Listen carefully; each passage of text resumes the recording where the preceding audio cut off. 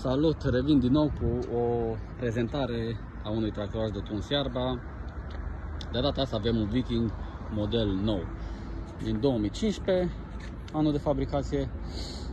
Motorizarea e Briggs & Stratton american de 16 cai jumate cu capacitate de 656 de cm3 în două pistoane.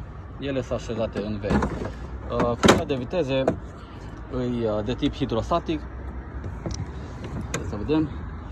De tip hidrostatic. De data asta nu avem o pedală care merge în față și una înapoi.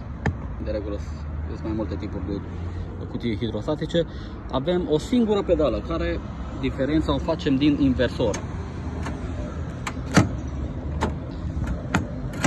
Bun.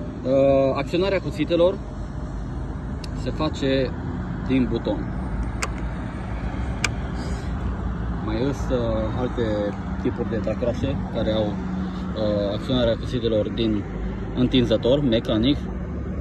La Viking modelul nou i-a pus un buton. Avem aici pe partea stângă accelerație și șocul. Folosim când pornim. Pe partea dreaptă avem contact cheie, lumini, masa de tăiere cu două cuțite, care are undeva la 1 metru sau 102 cm sau 98 de cm, depinde. Cam astea sunt numerele.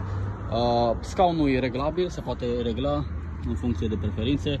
Pe partea din spate avem colectorul, care are sistem de rabatare.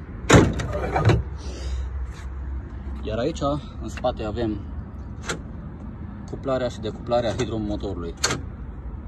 Asta vă ajută să puteți împingeți tractorașul fără a fi nevoit de a porni tractorașul, să-l mutați de colo-colo.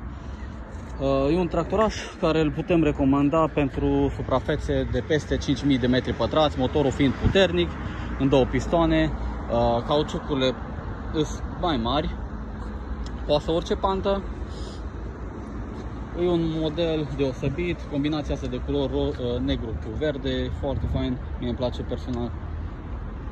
Iar coșul de colectare e din plastic, nu din pânză. Are o ventilație foarte bună care permite colectarea mult mai rapidă și nu se înfundă ca și celelalte din pânză.